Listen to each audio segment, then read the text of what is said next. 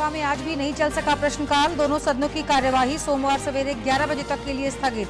हंगामे के बीच जन्म और मृत्यु पंजीकरण अधिनियम पारित। जेपीएससी में कथित गड़बड़ी को लेकर प्रदेश भाजपा के सांसदों ने संसद भवन परिसर में किया प्रदर्शन। जेपीएससी के पूर्व अध्यक्ष एल ख्यांगते से सीआईडी आज तीसरे दिन भी कर रही पूछताछ।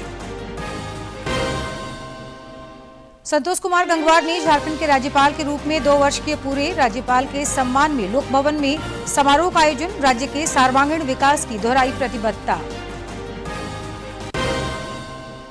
और रांची समेत राज्य के कई इलाकों में 6 जुलाई तक बारिश के आसार। आंधी और वज्रपात को लेकर चेतावनी जारी।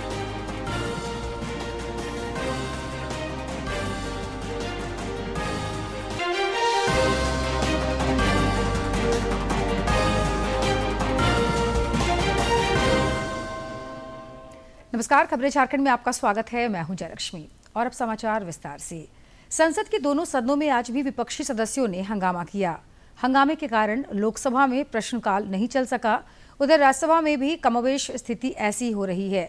आज हंगामे के बीच ही लोकसभा में जन्म और मृत्यु पंजीकरण अधिनियम पारित हुआ और उसके बाद सदन की कार्यवाही सोमवार को सवेरे 11 बजे तक के लिए स्थगित कर दिया गया।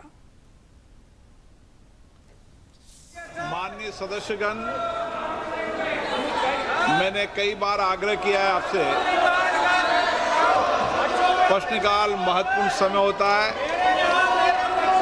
माननीय सदस्यों का है और आज शेष पटेल आपके कांग्रेस के माननीय सदस्य का है। आप प्रश्नकाल के अंदर नियोजित तरीके से गतिरोध पैदा मत करिए। आप सदन को चलने दें।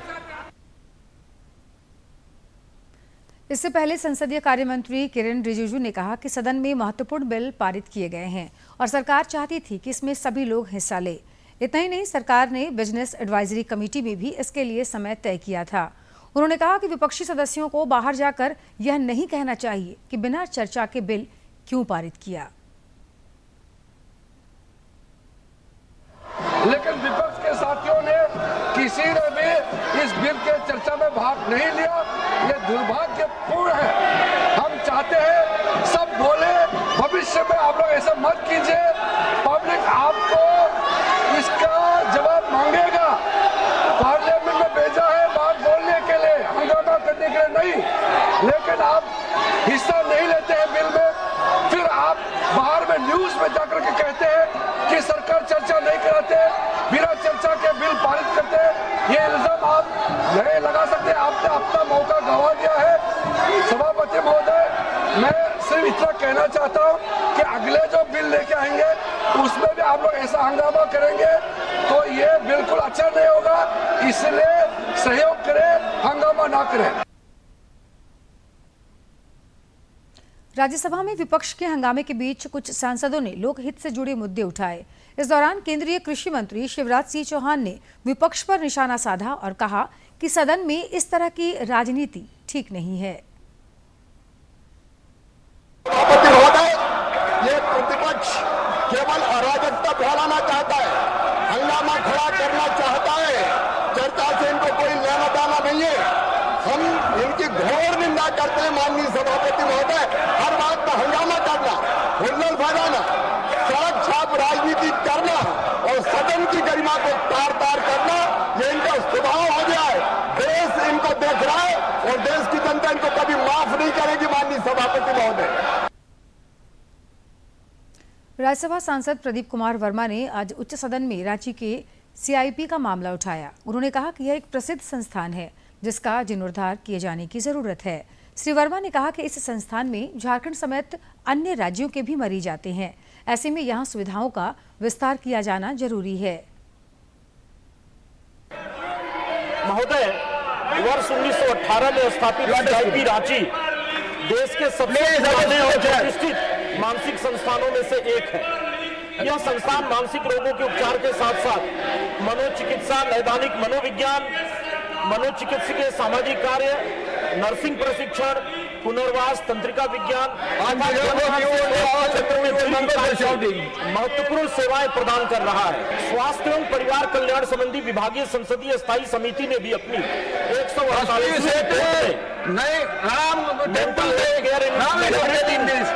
कंटेम्प्रेरी टाइम्स में सीआईपी रांची को राष्ट्रीय महत्व का संस्थान घोषित किए जाने की स्पष्ट अनुशंसा की है। केंद्रीय बजट 26-27 में भी रांची और तेजपुर स्थित राष्ट्रीय मानसिक स्वास्थ्य संस्थानों को क्षेत्रीय शीर्ष संस्थान के रूप में उन्नत करने की घोषणा स्वागत योग्य है और ऐसे में सीआईपी को वैधानिक, प्रशासनिक और प्रदान करने की दिशा में आगे बढ़ने का उपयुक्त अवसर देती है।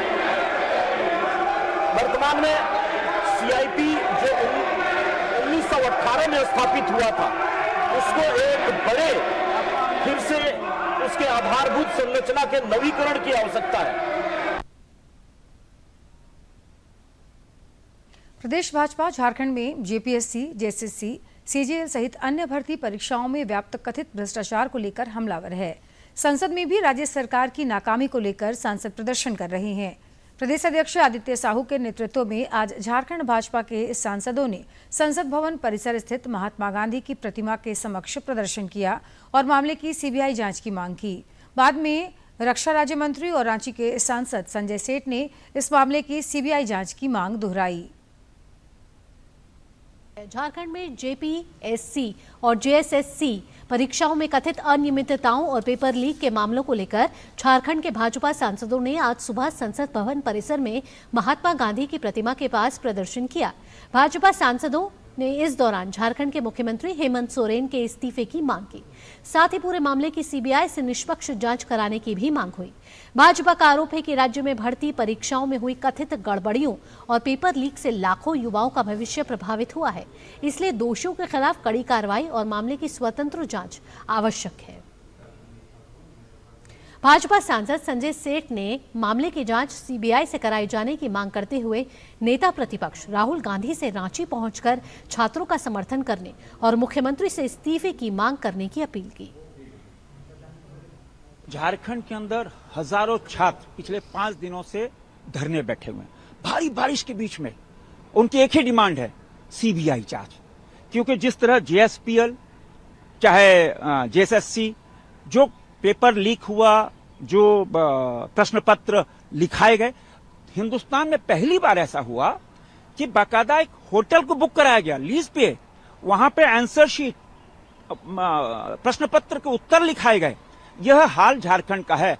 मैं तो कहना चाहूंगा, मैं स्पष्ट कहना चाहूंगा कि सीबीआई जांच कराओ और राहुल गांधी अविलंब रांची जाएं और मुख्यमंत्री, क्योंकि मुख्यमंत्री शिक्षा मंत्री हैं, अगर युवाओं के साथ इतना आपके पास है, जाओ युवाओं के साथ और मुख्यमंत्री आवास के सामने बैठो और उनसे इस्तीफा मांगो। जेएसएससी और जेपीएससी परीक्षा में गड़बड़ी को लेकर रांची स्थित भाजपा प्रदेश कार्यालय में पार्टी के प्रदेश महामंत्री अमर कुमार बावरी ने प्रेस वार्ता की। उन्होंने कहा कि राज्य में जब से इंडी गठबंधन की सरकार आई है, तब से नौकरी बेचने का काम किया जा रहा है। श्री बावरी ने कहा कि पिछले 6 वर्षों में राज्य की तमाम परीक्षाओं में गड़बड़ी हुई है।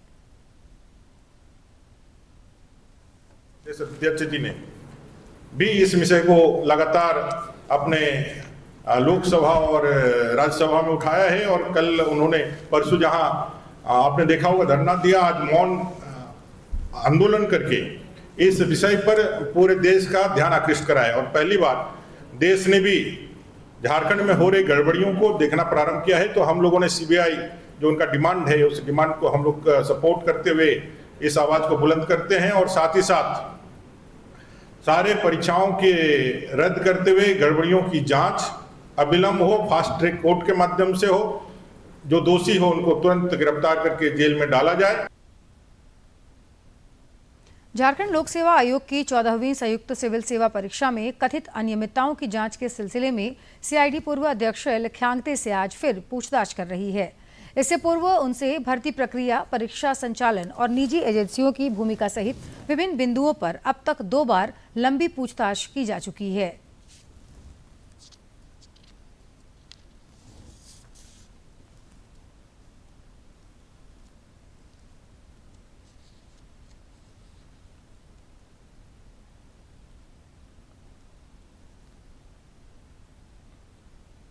राज्यपाल संतोष कुमार गंगवार ने अपने कार्यकाल के 2 वर्ष पूरे कर लिए हैं। इस अवसर पर रांची स्थित लोक भवन समारोह का आयोजन किया गया। कार्यक्रम में राज्यपाल ने अपने 2 वर्षों के अनुभव साझा किए और राज्य के सर्वांगीण विकास की प्रतिबद्धता दोहराई। राज्यपाल संतोष कुमार गंगवार के 2 वर्ष का कार्यकाल पूरा होने के अवसर पर रांची स्थित लोक भवन में समारोह का आयोजन हुआ। राज्यपाल ने इस दौरान सामूहिक रूप से कॉफी टेबल बुक संवाद से विश्वास का लोकार्पण किया। उन्होंने संबोधन में कहा कि इन दोनों वर्षों में झारखंड को करीब से देखने और समझने का अवसर मिला। आज का ये क्षण मेरे लिए अत्यंत भावुक एवं आत्मीयता का है। झारखंड के राज्यपाल के रूप में अपनी संवैधानिक जिम्मेदारियों का निर्वहन करते हुए मुझे 2 वर्ष पूर्ण हुए हैं और इस अवधि में मैं झारखंड की महान संस्कृति, यहाँ के परिश्रमी लोग, समृद्ध जनजातीय परंपराएं, प्राकृतिक संपदा तथा विकास की असीम संभावनाओं को निकट से जानने और समझने का एक मुझको सौभाग्य प्राप्त हुआ। राज्यपाल ने कहा कि विगत 2 वर्षों में उन्होंने संविधान की मर्यादा और जनहित को सर्वोच्च प्राथमिकता देते हुए अपने दायित्वों का निर्वहन किया। उन्होंने शिक्षा, जनजातीय कल्याण, महिला सशक्तिकरण और युवाओं के कौशल विकास जैसे विषयों पर किए गए प्रयासों का उल्लेख किया। साथ ही राज्य सरकार और विभिन्न संस्थाओं के सहयोग का भी सराहना किया। मैं चाहता हूँ कि राज्य के सभी विश्वविद्यालयों के कुलपति एवं शिक्षकगण मिलकर ऐसा शैक्षणिक वातावरण तैयार करें कि झारखंड उच्च शिक्षा के क्षेत्र में उत्कृष्टता का केंद्र बने तथा देश के अन्य राज्यों के विद्यार्थी भी यहाँ अध्ययन के लिए आकर्षित हों। इस दौरान राज्यपाल ने झारखंड के वीर शहीदों भगवान बिरसा मुंडा, सिदो कान्हू, फूलो झानो, ठाकुर विश्वनाथ शाहदेव समेत अन्य को भी नमन किया। उन्होंने महिला स्वयं सहायता समूह का जिक्र करते हुए कहा कि ग्रामीण महिलाएं सहभागिता से विकास की गाथा लिख रही हैं। भारत आदरणीय प्रधानमंत्री श्री नरेंद्र मोदी जी के नेतृत्व में विकसित भारत 2047 के संकल्प के साथ आगे बढ़ रहा है। प्राकृतिक संसाधनों, युवा शक्ति, जनजातीय विरासत और अपार संभावनाओं से समृद्ध झारखंड भी इस विकास यात्रा में महत्वपूर्ण भूमिका निभा सकता है। समारोह के दौरान राज्यपाल के कार्यकाल की प्रमुख उपलब्धियों को वक्ताओं ने भी साझा किया। मौके पर राज्यपाल के अपर मुख्य सचिव नितिन मदन कुलकर्णी, उच्च एवं तकनीकी शिक्षा विभाग के अवर सचिव राहुल कुमार पुरवार, संपादक, विभिन्न विश्वविद्यालयों के कुलपति और लोक भवन के कर्मचारी समेत कई लोग मौजूद थे। रांची से सहयोगी सौरभ कुमार के साथ प्रणय प्रबोध की रिपोर्ट। दिल्ली में हाल ही में सीजेपी के प्रदर्शन के दौरान हुई हिंसा के बाद घायल पुलिसकर्मियों के परिजनों का दर्द सामने आया है। प्रदर्शन के दौरान सीजेपी कार्यकर्ताओं और पुलिसकर्मियों के बीच टकराव देखने को मिला था। इस दौरान दिल्ली पुलिस के कई जवान घायल हो गए थे। हिंसा में गंभीर रूप से घायल पुलिसकर्मियों के परिजनों ने आज दिल्ली में प्रेस कॉन्फ्रेंस कर अपनी आपबीती बताई। विरोध प्रदर्शन के दौरान दिल्ली पुलिस और प्रदर्शनकारियों के बीच टकराव देखने को मिला था। प्रदर्शनकारी और पुलिस से हुई भिड़ंत में दिल्ली पुलिस के कई जवान और अधिकारी भी घायल हुए थे। हिंसा में गंभीर रूप से घायल हुए जवानों के परिजनों ने एक प्रेस कॉन्फ्रेंस आयोजित कर अपनी आपबीती बताई। पुलिसकर्मियों के परिजनों का कहना है कि प्रदर्शन के दौरान हुई झड़प के एक ही पक्ष का वीडियो दिखाया जा रहा है। ऐसे में इनकी मांग है कि संसद में इस मुद्दे पर चर्चा हो। एक पुलिसकर्मी की बेटी ने कहा कि मेरे पापा को बुरी तरह घायल कर दिया गया था। उनके साथी पुलिसकर्मियों ने उन्हें अस्पताल में भर्ती कराया था। मेरे पापा जब भी रात में घर आते थे तो वो बोलते थे कि अब ये प्रोटेस्ट स्टूडेंट प्रोटेस्ट नहीं लग रहा है, इसमें बहुत सारे एंटी सोशल एलिमेंट्स जुड़ चुके हैं। उसके अगले दिन ही 25 तारीख को my father was pulled bye a rowdy mob and he was almost lynched at the stage of Jantar Mantar. This happened on 25th and around 2 PM he was unconscious at the RML hospital for about 4 hours. Jantar Mantar के front line से उनकी duty लगी थी protest में and on 25th May at 2 PM मुझे पता चला कि मेरे फादर को उनके हेड पे इंजरी आ रखी है उनके फ्रेंड के थ्रू। जब मैंने फोटो देखी तो उनके हेड को शेव कर रखा था और उनके हेड पे लाइक स्टिचेस लग रहे थे 4। उसको देख के I was like really frustrated and मैं बहुत डरा हुआ था। जब मेरे पापा घर आए तो उन्होंने मुझे बताया कि जो स्टूडेंट्स की जो प्रोटेस्ट उसमें स्टूडेंट्स नहीं है, उसमें राउडीज है, उसमें एग्रेसर्स हैं जो लाइक इस अपॉर्चुनिटी का यूज कर रहे हैं जस्ट टू क्रिएट केओस। घर आए तो उन्होंने बताया कि छात्रों की प्रोटेस्ट में छात्रों के साथ साथ कुछ शरारती तत्व और असामाजिक तत्व भी थे। उन्होंने पुलिस फोर्स पर जो पुलिस फोर्स ने संसद की सुरक्षा के लिए बैरिकेडिंग की गई थी उसको तोड़ दिया और पुलिस फोर्स पर चप्पलों, जूतों और पत्थरों से पुलिस फोर्स पर हमला किया। और मेरे पति को भी जो ड्यूटी के दौरान हेलमेट दिया जाता है, उनका हेलमेट भी पूरी तरह से टूट गया था और यदि कोई पत्थर का टुकड़ा हेलमेट टूटने के बाद उनके सर पर लगता तो शायद वो आज इस दुनिया में नहीं रहते। निलंबित आईएएस अधिकारी विनय कुमार चौबे को सुप्रीम कोर्ट से बड़ी राहत मिली है। शीर्ष अदालत ने आज श्री चौबे को हजारीबाग में उपायुक्त के कार्यकाल के दौरान सेवायत और वन भूमि की कथित अवैध खरीद बिक्री और गड़बड़ी से जुड़े मामले में उनकी जमानत याचिका स्वीकार कर ली है। सुप्रीम कोर्ट की पीठ ने सुनवाई के बाद उन्हें सशर्त जमानत प्रदान की है। इससे पहले झारखंड हाईकोर्ट ने 28 अप्रैल को उनकी जमानत याचिका खारिज कर दी थी, जिसके बाद उन्होंने सुप्रीम कोर्ट का रुख किया था। एंटी करप्शन ब्यूरो ने विनय चौबे को 20 मई 2025 को गिरफ्तार किया था, जिसके बाद से वे लगातार न्यायिक हिरासत में थे। मलेरिया, डेंगू, कालाजार और लिम्फेटिक फाइलेरिया सहित वेक्टर जनित रोगों की रोकथाम को लेकर रांची में राज्य स्तरीय टास्क फोर्स की बैठक स्वास्थ्य विभाग के अपर मुख्य सचिव अजय सिंह की अध्यक्षता में हुई। इस बैठक में अपर मुख्य सचिव ने कहा कि रोगों की रोकथाम केवल स्वास्थ्य विभाग की जिम्मेदारी नहीं है, इसलिए ग्रामीण विकास, नगर विकास, शिक्षा और स्वच्छता समेत सभी विभाग मिलकर इसे जन आंदोलन बनाएं और जिला से पंचायत स्तर तक प्रभावी क्रियान्वयन सुनिश्चित करें। बैठक में बताया गया कि जून 2026 तक राज्य में 16,728 मलेरिया मामले दर्ज हुए हैं। वहीं जून में डेंगू के 77 नए मामले सामने आए हैं, जिनमें सबसे अधिक 27 मामले रांची से थे। प्रधानमंत्री नरेंद्र मोदी कल आंध्र प्रदेश और कर्नाटक के दौरे पर रहेंगे। अपने दौरे के क्रम में प्रधानमंत्री दोनों राज्यों में करोड़ों रुपए की कई परियोजनाओं का शिलान्यास और उद्घाटन करेंगे। के विजयनगरम जिले के भोगापुरम में पीएम अल्लूरी सीताराम राजू अंतर्राष्ट्रीय हवाई अड्डे का उद्घाटन करेंगे। इसके साथ ही वे 17,900 करोड़ रुपए से अधिक की कई विकास परियोजनाओं का उद्घाटन, शिलान्यास और राष्ट्र को समर्पित करेंगे। भोगापुरम एयरपोर्ट को सार्वजनिक निजी भागीदारी मॉडल के तहत 5,640 करोड़ रुपए से ज्यादा की लागत से विकसित किया गया है। यह कई चीजें संभालने में सक्षम होगा। इसमें आर्टिफिशियल इंटेलिजेंस, बायोमेट्रिक यात्री सुविधा, आधुनिक बैगेज सिस्टम और स्मार्ट तकनीक जैसी सुविधाएं शामिल हैं। एयरपोर्ट में सौर ऊर्जा, वर्षा जल संचयन और पर्यावरण अनुकूल तकनीकों का भी इस्तेमाल किया गया है। प्रधानमंत्री विशाखापत्तनम में 460 करोड़ रुपए से अधिक की लागत वाली ASIP सेमीकंडक्टर परियोजना की आधारशिला भी रखेंगे। यह आंध्र प्रदेश की पहली सेमीकंडक्टर निर्माण इकाई होगी, जहां सालाना करीब 9.6 करोड़ चिप्स बनाए जाएंगे। इसके अलावा प्रधानमंत्री कुरनूल नवीकरणीय ऊर्जा क्षेत्र से जुड़ी बिजली ट्रांसमिशन मिशन परियोजनाओं और 1,880 करोड़ रुपए से ज्यादा की राष्ट्रीय राजमार्ग परियोजनाओं का भी शुभारंभ करेंगे। इन परियोजनाओं से सड़क संपर्क, बिजली आपूर्ति और क्षेत्रीय विकास को बढ़ावा मिलेगा।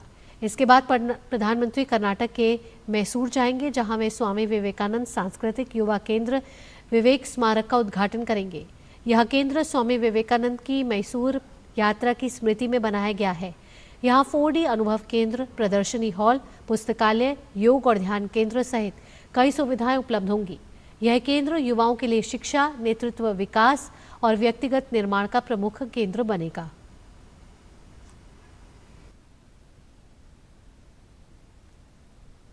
वित्तीय वर्ष 2025-26 के लिए ITR जमा करने का आज आखिरी दिन है। आयकर विभाग की ओर से जानकारी दी गई कि अब तक 5 करोड़ से अधिक ITR वेरीफाई किए जा चुके हैं। आयकर विभाग की वेबसाइट पर दी गई जानकारी के मुताबिक आज सुबह 11 बजे तक असेसमेंट ईयर 2026-27 के लिए 5.45 करोड़ लोग आयकर रिटर्न जमा कर चुके हैं। इसमें से 5.6 करोड़ ITR को वेरीफाई भी किया जा चुका है। वहीं इसमें से 2.33 करोड़ ITR प्रोसेस भी किए जा चुके हैं। सरकार की ओर से अभी तक ITR फाइल करने की आखिरी तारीख में कोई बढ़ोतरी नहीं की गई है। वहीं आयकर विभाग भी लगातार लोगों से अपील कर रहा है कि वे जल्द से जल्द अपना ITR फाइल करें और आखिरी समय का इंतजार ना करें। साथ ही आयकर विभाग ने यह भी स्पष्ट कर दिया है कि अगर कोई 31 जुलाई तक आयकर रिटर्न नहीं भर पाता है और फिर तारीख के बाद ITR फाइल करता है तो उसे जुर्माने का भुगतान करना पड़ सकता है। जुर्माने की राशि 5 लाख रुपए तक की आय के लिए 1,000 रुपये और 5 लाख रुपए से अधिक की आय के लिए 5,000 रुपये है। वहीं समय पर ITR जमा करने का एक फ़ायदा यह है कि मौजूदा साल के नुकसान को आने वाले समय के लिए आगे ले जा सकते हैं और भविष्य के मुनाफे के साथ उसे समायोजित कर सकते हैं, जिससे कुल देनदारी कम हो जाती है। झारखंड की आदिवासी संस्कृति में पारंपरिक परिधानों का विशेष महत्व है। इन्हीं में से एक संथाल परगना का पंची परहान है, जिसे इस बार GI टैग मिला है। इस पारंपरिक पोशाक को भौगोलिक संकेतक मिलने के बाद दुमका में समारोह का आयोजन हुआ और स्थानीय लोग पारंपरिक वाद्य यंत्रों की धुन पर जमकर थिरके। आदिवासियों के पारंपरिक परिधान पंची परहान को GI टैग मिला है। इसे लेकर दुमका में आदिवासी समाज के लोगों ने समारोह का आयोजन किया। इस दौरान उन्होंने पारंपरिक परिधान में पारंपरिक वाद्य यंत्रों की धुन पर खूब नृत्य किया और खुशियां मनाई। ये जमांदर है और तोंदा, हर से कहते हैं तोंदा और हिंदी से कहते हैं जमांदर। इसमें हम लोग का रीति रिवाज का है। हम लोग जो भी पर्व हम लोग मानते हैं, इसी से हम लोग आनंद करते हैं। और परिधान कपड़ा जो पहने हैं पंची, वो हम लोगों का आदिवासी का समाज है, आदिवासी का आदि युग का नियम है, इसलिए हम लोग पहने हैं पंची परहान। पंची परहान का इतिहास काफी पुराना है। जब लोग प्रकृति के करीब रहते हैं तब यह परिधान हाथ से बुने कपड़ों से तैयार किया जाता था। इसे तैयार करने में स्थानीय संसाधनों का इस्तेमाल होता था। स्थानीय निवासी प्रभु मरांडी ने बताया कि यह पोशाक उनके संस्कृति में समाहित है और सभी शुभ कार्य में इसे पहनकर ही करते हैं। पंची पढ़ाट पहन के और वो नीम पत्ता जो है ना, तीन दिन के बाद नीम पत्ता के खिचड़ी करेंगे। खिचड़ी करके सब बांट देंगे गांव में और खिला देंगे बच्चा को सब, और इसके लिए पूजा करेंगे। पूजा करके बाद सब नाम रखेंगे। पंची परहान के दो मुख्य भाग हैं, पंची और परहान। महिलाएं पंची को ऊपरी हिस्से में ओढ़ती हैं, जबकि परहान को निचले हिस्से में लपेटती है, जो साड़ीनुमा दिखता है। वहीं पुरुष वर्ग पंची को लुंगी के रूप में धारण करते हैं। यह संयोजन न केवल सरल है बल्कि पहनने में भी आरामदायक होता है। स्थानीय अजय कुमार ने इसे संथाल परगना का धरोहर बताया। पंची जो है परहान, ये पहचान है। इसको पहन के ही हम लोग पूजा पाठ शुद्ध रूप से करते हैं। हम लोग का जो बोंगा है, ठीक है, हम लोग का जो जंगल है, वहाँ साल वृक्ष रहता है, उसमें जाकर हम लोग पूजा करते हैं। तो ये हम लोग का ड्रेस है, मान के चलिए। पंची परहान आज अपनी अलग पहचान बना चुका है। यह पोशाक खास तौर पर संथाल, मुंडा और उरांव जनजाति समुदाय की महिलाएं पहनती हैं। यह परिधान उनकी सांस्कृतिक विरासत का अहम हिस्सा मानी जाती है। दुमका से सहयोगी विकास कुमार के साथ प्रणय प्रबोध की रिपोर्ट। धनबाद बोकारो की लाइफलाइन मानी जाने वाली केंदुआडी की धसान प्रभावित सड़क की वास्तविक स्थिति जानने के लिए अब करीब 30 मीटर गहराई तक वैज्ञानिक तरीके से खुदाई की जाएगी। खुदाई के बाद ही तय होगा कि सड़क भविष्य में आम लोगों और वाहनों की आवाजाही के लिए पूरी तरह सुरक्षित है या नहीं। जिले के उपायुक्त आदित्य रंजन ने बताया कि इस जांच में IIT, ISM और BCCL के विशेषज्ञ शामिल होंगे।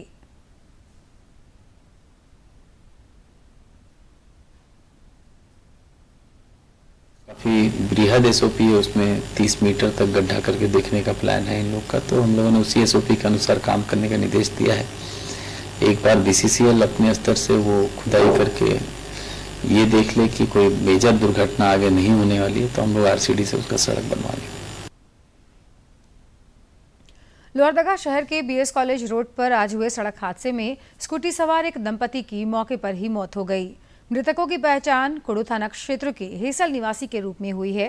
बताया जा रहा है कि दोनों अपने रिश्तेदार के घर सेरेंगातू जा रहे थे। इसी दौरान BS कॉलेज रोड पर ट्रक की चपेट में आने से हादसे के शिकार हो गए। पुलिस ने ट्रक को जब्त कर लिया है, जबकि ट्रक चालक फरार हो गया है।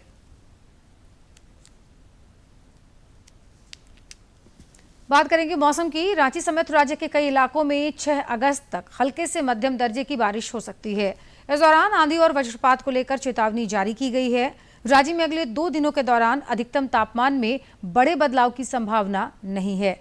हालांकि इसके बाद अगले 3 दिनों के दौरान 2 से 3 डिग्री सेल्सियस तक की गिरावट हो सकती है।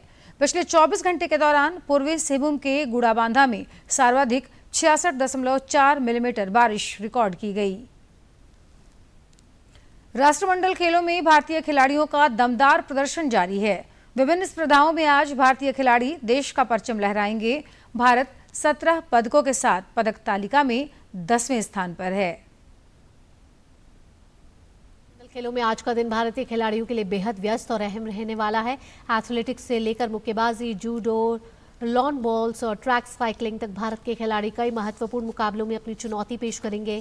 तेजस्विन शंकर डेक्थलॉन की अंतिम स्पर्धाओं में हिस्सा लेते हुए पदक की दौड़ में अपनी चुनौती मजबूत करते हुए नजर आएंगे। इसके अलावा यशस पलाक्ष और संतोष कुमार तमिलरासन पुरुष 400 मीटर बाधा दौड़ के फाइनल में भारत के लिए पदक जीतने का प्रयास करेंगे।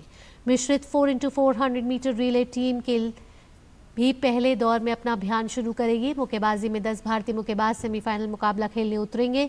इन सेमीफाइनल मुकाबले में जीत उन्हें फाइनल में पहुंचाने के साथ स्वर्ण पदक की दौड़ में बनाए रखेगी। जूडो में हर्ष सिंह, श्रद्धा चोपाड़े, रोहित माजगुल, अस्मिता डे और यामिनी मौर्य शुरुआती दौर में अपनी चुनौती पेश करेंगे। वहीं लॉन बॉल्स में भारतीय खिलाड़ियों से अच्छे प्रदर्शन की उम्मीद होगी। ट्रैक साइकिलिंग में भी भारत के साइकिलिस्ट व्यक्तिगत परस्यूट, केरिन और एलिमिनेशन रेस में पदक जीतने की कोशिश करेंगे। राष्ट्रीय सांख्यिकी कार्यालय ने धनबाद में हितधारक जागरूकता कार्यशाला का आयोजन किया। इस कार्यशाला में देश की अर्थव्यवस्था में सबसे बड़ा योगदान देने वाले सेवा क्षेत्र के आंकड़ों को ASISAE 2026 के माध्यम से और अधिक सटीक और समयबद्ध बनाने की दिशा में महत्वपूर्ण जानकारी दी गई। राष्ट्रीय सांख्यिकी उप क्षेत्रीय कार्यालय धनबाद ने निगमित सेवा क्षेत्र के उद्यमों के वार्षिक सर्वेक्षण ASISAE 2026 को लेकर हितधारक जागरूकता कार्यशाला आयोजित की। कार्यशाला का शुभारंभ करते हुए राष्ट्रीय सांख्यिकी क्षेत्रीय कार्यालय रांची के उप महानिदेशक कुमार सुंदरम ने कहा कि अब तक सेवा क्षेत्र का नियमित और व्यवस्थित डाटा उपलब्ध नहीं था। इसे दूर करने के लिए सर्वे किया जा रहा है। उन्होंने बताया कि उपलब्ध सटीक आंकड़े का उपयोग नीति निर्माण में किया जाएगा। इकोनॉमी का ग्रोथ इंजन भी बोला जाता है, तो अभी तक हमारे पास सर्विस सेक्टर का कोई रूटीन और रेगुलर डेटा फ्लो नहीं था। तो ये वाला जो annual survey of incorporated service sector enterprise survey जो भारत सरकार कर रही है, that will act as a regular source of data with respect to service sector. इस दौरान उप क्षेत्रीय कार्यालय धनबाद के सहायक निदेशक नयनदीप गुप्ता ने राष्ट्रीय सांख्यिकी कार्यालय द्वारा संचालित विभिन्न सांख्यिकी सर्वेक्षणों की जानकारी दी। उन्होंने कहा कि सभी उद्यमों की सक्रिय भागीदारी से ही यह सर्वे सफल होगा। इस कार्यशाला का मेन उद्देश्य तो यही है कि अभी क्योंकि नया सर्वे स्टार्ट हुआ है ये वाला, तो हम लोग जब वर्कशॉप करेंगे तभी हम लोग उन जो हमारी यूनिट्स हैं उनको हम लोगों को बता पाएंगे कि उनको किस तरीके से डेटा भरना है, हमारे सर्वे के बारे में बता पाएंगे, या उनको जो डाउट आ रहे हैं या फिर जिस तरीके की उनकी क्वेरीज उनको एड्रेस कर सकें। मेनली यही उद्देश्य है। वहीं नोजल लॉजिस्टिक्स कोलकाता से आए प्रतिनिधि पार्थो भौमिक ने भी कार्यशाला को संबोधित किया। इस दौरान उन्होंने सभी निगमित सेवा क्षेत्र के उद्यमों से भी अपील की कि वे निर्धारित समय सीमा के भीतर सही और गुणवत्तापूर्ण डाटा उपलब्ध कराएं। विकास के लिए यह रहेगा कि अगर सही, सबसे इम्पोर्टेंट है आजकल जो इम्पोर्टेंट चीज है वो डेटा। अगर डेटा सही है तो सब कुछ सही है। तो ये डेटा जिस राज्य सरकार की तरफ से या ये डिपार्टमेंट की तरफ से सेंट्रल के पास जो डेटा सही से जाएगा, उसी डेटा के ऊपर से ये सारे हमारे जितने भी स्कीम्स है उसके ऊपर डिपेंड करते हैं। धनबाद में आयोजित इस कार्यशाला का उद्देश्य सेवा क्षेत्र के निगमित उद्यमों को समय पर सटीक आंकड़े उपलब्ध कराने के लिए प्रेरित करना था। धनबाद से अजय कुमार सिन्हा की रिपोर्ट। खबरों के अंत में एक नजर मुख्य समाचार पर।